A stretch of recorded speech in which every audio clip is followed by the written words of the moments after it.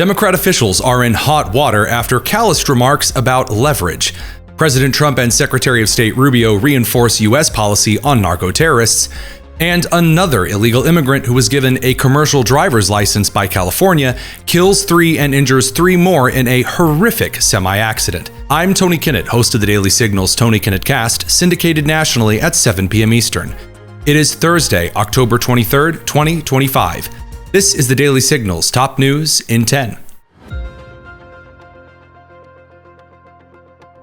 Representative Katherine Clark from Massachusetts' 5th Congressional, the Democrat whip of the House, in other words, the second highest Democrat official in the House of Representatives, is in serious controversy after comments suggesting that the Democrats were using the leverage of families suffering amid the government shutdown. I mean, shutdowns are terrible. And of course, there will be families that are going to suffer. We take that responsibility very seriously, but it is one of the few leveraged times we have. When later confronted about this on CNN, she denied that this event took place or that this was out of context by White House Press Secretary Karoline Leavitt. White House Press Secretary Karoline Leavitt just posted a clip of an interview that you did on Fox last week. You were answering a question from Fox's Chad Pergram about blame for the shutdown. I want to look at the post here.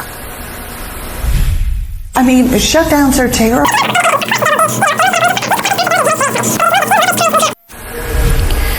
Leavitt is looking especially at that last bit you said there, saying that Democrats, quote, are now admitting that they are intentionally causing American families to suffer with their reckless government shutdown. What's your response to that?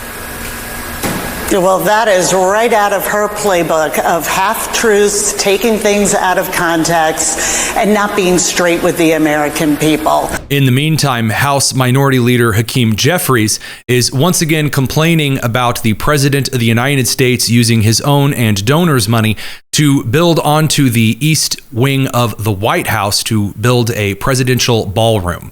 Donald Trump is once again preparing to fly out of the country. The east wing of the White House is being demolished so that Donald Trump can construct a ballroom where he will be celebrated like a king. And at the same time, Trump is trying to rob taxpayers of $230 million to continue to line his pockets. And on foreign policy news, in addition to 2 series of sanctions on Russian oil giants. You said as recently as yesterday that you still believe that Putin wants to end the war. Yeah, then today I do. You took this step to ratchet the sanctions and put more pressure on him. What else are you going to do to encourage him to get there, or can you explain why you do believe he wants peace? Yeah, it's a good question. Today is a very big day in terms of what we're doing. Look, these are tremendous sanctions. These are very big. Those are against their 2 big oil companies, and we hope that they won't be on for long. We hope that the war will be settled.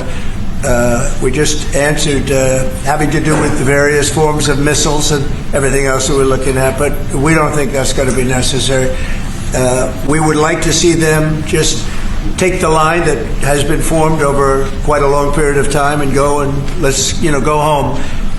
Last week they had almost 8,000 soldiers killed. Many Russians were killed last week. Many Ukrainians were killed last week.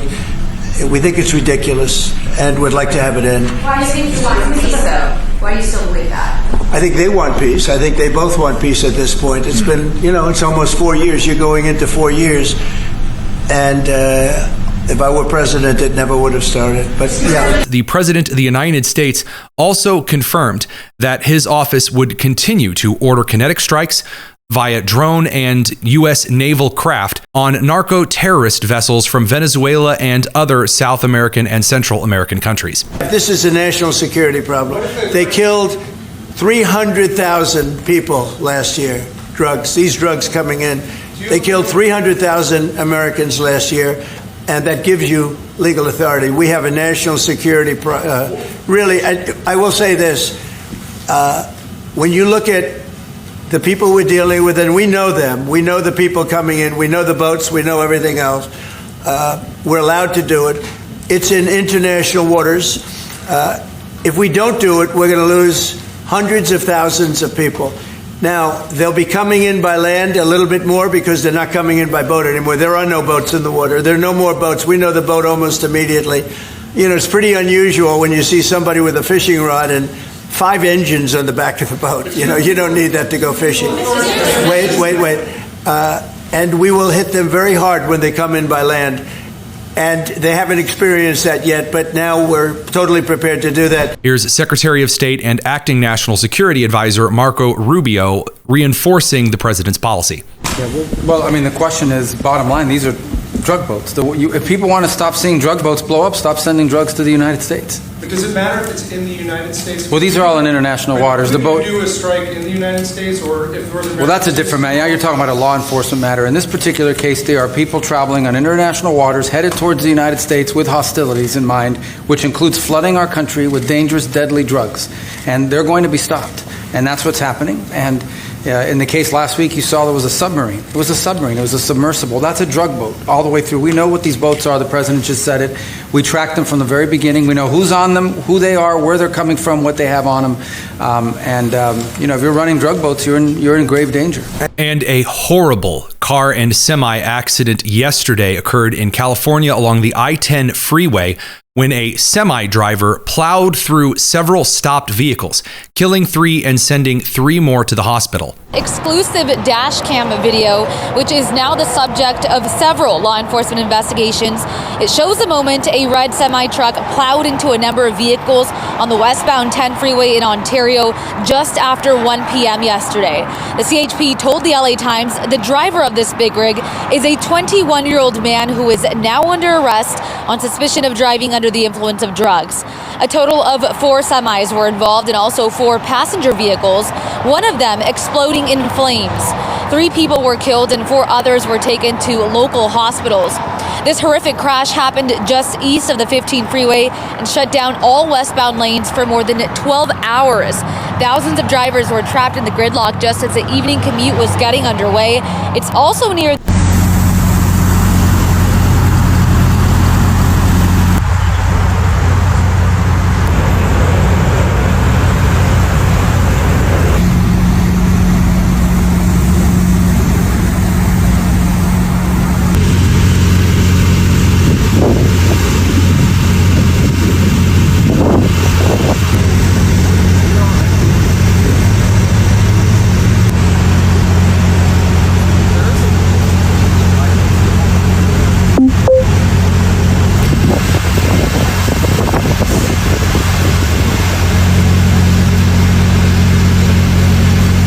While California officials have so far attempted to obfuscate the identity of the criminal who plowed through the other individuals, a series of investigators have brought forward information from the San Bernardino County Sheriff's Department records for inmate contact information. In other words, the inmate locator site, which is automated by the San Bernardino County Sheriff's Department, to expose that Jashanpreet Singh had been arrested at the exact same time and the exact same arrest location, I-10 westbound marker 15, as the horrific semi-accident. Bill Mulligan, national correspondent for Fox News, has confirmed that this individual is also an illegal immigrant in the United States, allowed to remain in the country under the leadership of former President Joe Biden.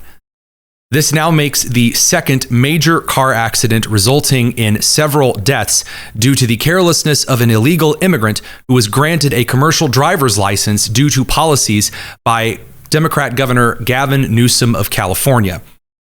The U.S. Department of Transportation under Sean Duffy has attempted to limit the ability of states like California's to grant commercial driver's licenses to illegal immigrants or allow them to apply in the first place. Before you go, head down to the description and make sure you're subscribed to the Tony Kinnett Cast, and consider checking out some of our other excellent shows, including The Signal Sit Down with Bradley Devlin, Problematic Women with some of our excellent ladies, and In His Own Words by Victor Davis Hanson. And join us tonight at 7 p.m. Eastern for a roundup of the day's news and nonsense, as always on the Tony Kinnett Cast. I'm Tony Kinnett, and this has been the Daily Signal's top news in 10. Take care.